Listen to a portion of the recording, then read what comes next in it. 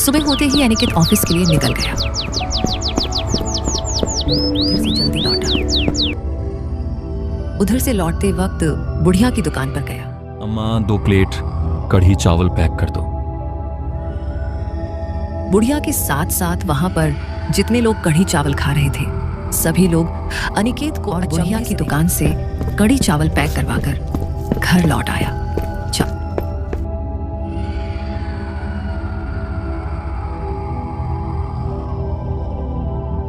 वह क्या स्वादिष्ट कढ़ी चावल है। खाना खाने के बाद रघुनंदन आ गया। खाने में क्या बनाऊं साहब? रघुनंदन आज तो हमने खाना खा लिया। क्या बनाया था साहब आपने? नहीं, खाना नहीं बनाया था, बाहर से लेकर आया। वह जो सामने बुढ़िया की दुकान है ना, बहुत मस्त कढ़ी चावल बनाती है, वहीं से लेकर आया था साहब। ये और आपने हम क्या दोनों किया? ने खाना खा लिया। आपको पहले ही मना किया था, फिर भी आप उस बुढ़िया की दुकान पर गए। लेकिन मैं तो यह सोच सोच कर हैरान हूं कि आप अभी तक जीवित कैसे हैं। लेकिन हुआ क्या है यह कोई बताता क्यों नहीं? अब मैं जा रहा हूं, वह आती होगी और मैं नहीं रुक सकता। इतना कहने के बाद रघुनंदन दौड़ लगाकर वाहन से भाग गया। रात को खा पी के अनिकेत और रिया सो गए थे। अचानक आधी रात को दरवाजे से आती आवाज से रिया और अनिकेत की नींद खुल गई। इतनी रात को दरवाजे से कैसी आवाज मांग रहा है? रिया और अनिकेत दोनों बिस्तर से उतरकर एक एक कदम बढ़ाते हुए दरवाजे की तरफ गए। रिया ने दरवाजे की कुंडी खोली। सामने जो देखा उनको अपनी आंखों पर विश्वास नहीं हो रहा था। उन्होंने देखा कि लाठी मार रहे हैं। बचाओ, रुक जाओ, तुम लोग क्यों मार रहे हो? छोड़ दो इन्हें। चारों ने अनिकेत की तरफ देखा और वहां से भाग गए। माँ, आप कौन हैं? और यह लोग कौन थे जो आपको मार रहे थे? और सबसे बड़ी बात, आपसे गांव में लोग बात क्यों नहीं करते हैं? इतना डरते क्यों हो? आज मुझे बताओ। मैं वादा करता हूं किसी को नहीं बताऊंगा। बेटा, आज से 5 साल पहले मैं एक ढाबा चलाती थी। ढाबा बहुत अच्छा चल रहा था। मेरे ढाबे की कढ़ी चावल फेमस था। जो व्यक्ति एक बार कढ़ी चावल खा लेता था वह दोबारा मेरे ढाबे पर जरूर आता था। लोग मेरे कढ़ी चावल के स्वाद को भूल नहीं पाते थे और दोबारा ढाबे पर खाने के लिए जरूर आते थे। लेकिन एक दिन मेरे बनाए हुए कढ़ी के अंदर एक छिपकली गिरकर मर गई थी, जिससे अनजाने में जितने लोगों ने भी वह कढ़ी खाई थी उन सब की मौत हो गई। यह वही लोग हैं जिनकी मेरे बनाई हुई कढ़ी खाने से मृत्यु हुई थी। उस दिन से यह लोग मुझे रोज मारते हैं और मैं इनके लिए खाना बनाती हूँ। अगर कोई मेरी दुकान से दूसरा व्यक्ति खाने के लिए आता है तो उसको भी मारकर खा जाते हैं। इस डर से गांव के लोगों ने मुझसे बात करना भी बंद कर दिया। मेरे घर के सामने से भी नहीं गुजरते। लेकिन मुझे समझ में नहीं आया कि ये भूत तुमको देखकर क्यों भाग गए। आज तक ऐसा कभी नहीं हुआ कि मेरे ढाबे से किसी ने खाना खाया हो और वह जीवित बचा हो। अम्मा, मैं सतगुरु की शरण में हूं। मेरा यह भूत प्रेत कुछ नहीं बिगाड़ सकते। यह भूत लोग मुझे नहीं, मेरे गुरुदेव के नाम से डर कर भाग गए। क्या तुम्हारे गुरुदेव के केवल नाम से यह लोग भाग गए? यह कैसे हो सकता है?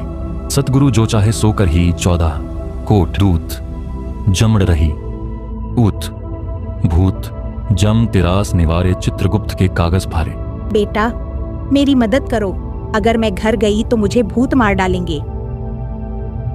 ठीक है माम, आज की रात आप मेरे क्वार्टर में ही सो जाओ। सुबह आप हमारे गांव चलना।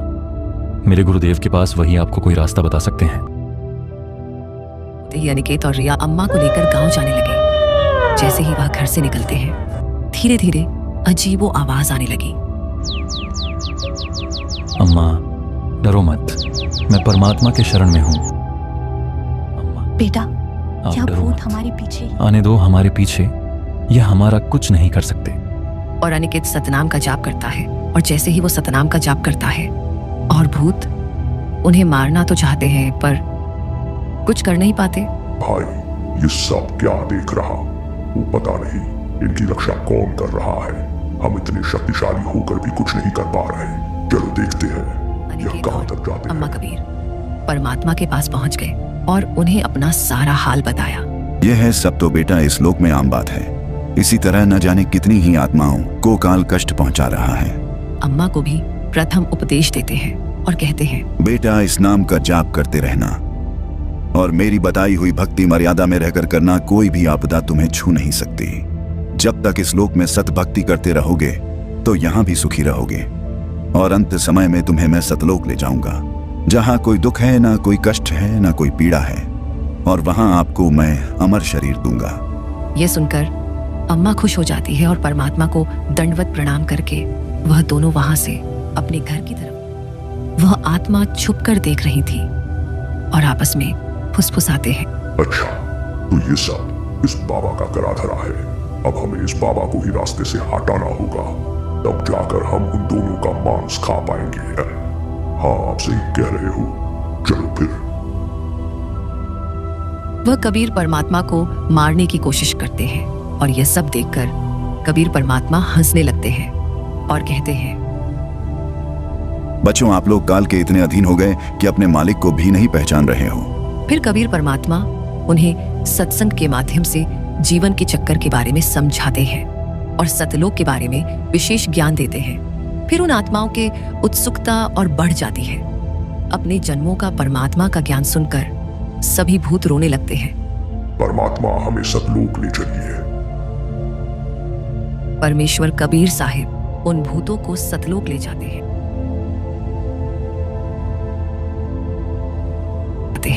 और सतलोक का दर्शन कराकर, प्रभु हमें रास्ता बताइए, हम क्या करें? तुम लोग जाओ, तुम लोगों को मनुष्य का जन्म मिलेगा, फिर मैं तुम्हें आकर भक्ति बताऊंगा और तुम्हें सतनाम देकर सतलोक ले जाऊंगा।